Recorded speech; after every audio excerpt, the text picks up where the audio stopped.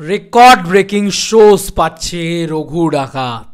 ভাই এসভিএফ কিছু পুশ দিয়েছে এই ছবিটাকে।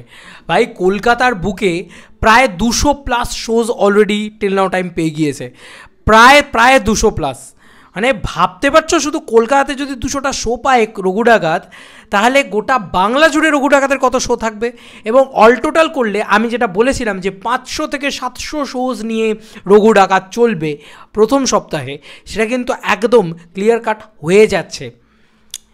বন্ধুরা, ভাস্বতীদি কিছুক্ষণ আগে পোস্ট করেছে 2 ঘন্টা মতন আগে, সেটার পোস্টার যে মিনিং যে জায়গাটা সে কিন্তু অলরেডি আমি তোমাদেরকে একটুখানি দেখাই, তাহলে তোমরা বুঝতে পারবে যে এটা কি সাংঘাতিক ব্যাপার। তো এবং অলরেডি নবীনাতে কিন্তু সবথেকে বড় পোস্টারটা অনেক দিন আগে থেকে রঘু ডাকাতে লাগিয়ে রেখে দিয়েছিল, ওরা রেখে দিয়েছে।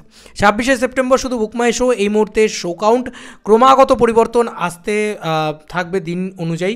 রঘু ডাকাত 156টি শো ছিল তখন, এখন প্রায় এটা 200টায় পরিণত হয়েছে।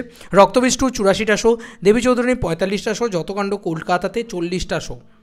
কি এই অনুপাতেই আমি বলেছিলাম তো যে ইয়েটা হবে, মানে শো ভাগাভাগিটা হবে, এই অনুপাতেই বলেছিলাম তো। দেখো যতকাণ্ড কলকাতায় দেবী চৌধুরীর যে অনুপাতে শো ভাগাভাগি হয়েছে, রঘু ডাকাত সবথেকে বেশি শো পেয়েছে, রক্তবীজ তার হাফ পেয়েছে। বুঝতে পারছো আমি যা বলেছিলাম, যেটা তখন আগে বলে দিয়েছিলাম সেটাই হয়েছে। তো ভাই কিছু করার নেই ভাই, এটাই এসভিএফ। ওরা না পুরো মানে তুমি সকাল থেকে রাত্রির অবধি যখনই চাও রঘু ডাকাত তুমি দেখতে পারবে। এবার তোমার মানে ব্যাপারটা হচ্ছে এটা। এবার আমি তোমাদেরকে বুকমাইশোরের হিসাব অনুযায়ী বলে দিচ্ছি, কলকাতাতে এখন 37টা হল রঘু ডাকাতের দখলে, রক্তবীজের দখলে রয়েছে 33টা হল, নেক টু নেক ফাইট দিচ্ছে। দেবী চৌধুরীর দখলে রয়েছে 26টা হল। ভালোই পেয়েছে দেবী চৌধুরী, খারাপ কোথায় পেয়েছে, সুন্দর পেয়েছে। এবং রঘু ডাকাত সবথেকে বৃহৎ শো পেয়েছে, বড় বড় অডিগুলো রঘু ডাকাতকে দেওয়া হয়েছে, ঠিক আছে, যাতে মানে একদম ফাটিয়ে দিতে পারে।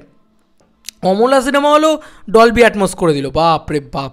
যাই হোক, মানে দেখো জাস্ট এরম বুকিং, এরম হল, এরম দিয়েছে। হ্যাঁ, সেটা আলাদা কথা যে একটাই শুধু ইয়েলো কার্ড হয়ে রয়েছে গোটা কলকাতা জুড়ে, সেটা আলাদা কথা। কিন্তু ভাই শো কিন্তু ধুমা পেয়েছে।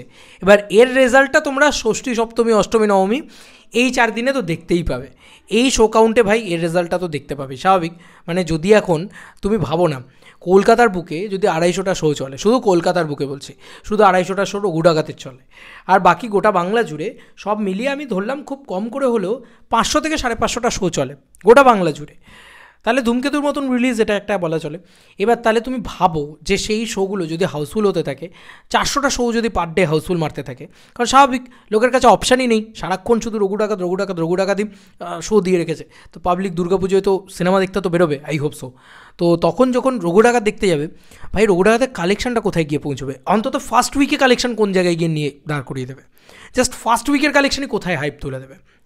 পুজোর পরে তো পরের কথা, পুজোর সময়তেই কালেকশন কোথায় তুলে নিয়ে যাবে তুমি শুধু ভাবো। তো এটা এসভিএফ ভাই, ওরা ওদের এগেনস্টে যদি এসে দাঁড়ায়, মানে ওদের এগেনস্টে যদি দেবদা নিজে এসে দাঁড়ায়, ওরা দেবদাকেই পাত্তা দেয় না। তো বুঝতে পারছো, আজকে দেবদা রয়েছে বলে ওদের সঙ্গে এটা নয়। আমি কিন্তু চিরকালে, হ্যাঁ আমার খুব ভালো লাগছে যে আজকে দেবদা রয়েছেন, যদি দেবদা না থাকতেন, সত্যি কথা বলছি, আমার নিজের এটা দেখে আমি চরম গালাগালি করতাম, চরম জিনিসটাকে নিয়ে ছোটো করতাম। দেবদা রয়েছেন বলে আমি করছি না, এটা হচ্ছে একদম বাস্তব সত্যি কথা। চলো বন্ধুরা, আবার নতুন কোনো ভিডিওতে দেখা হবে, বাই।